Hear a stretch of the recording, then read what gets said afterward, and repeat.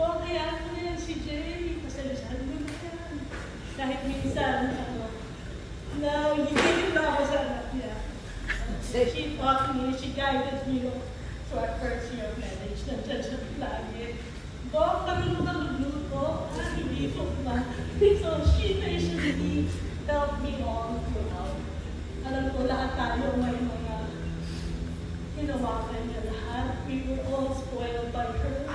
Mga anak niya, siya ang dakilang nanay. Siya ang naisusubo mo na lang, ibibigay mo pa sa mga anak niya. I wish we could be a little kind like her and patient, hospitable, para mas masaya ang mundo sa mga tao kasi. Kaya mag-Diyos, mahal na mahal ka namin, and saludo kami sa mga pag-aaral mo sa amin. Thank you. Kain na tayo.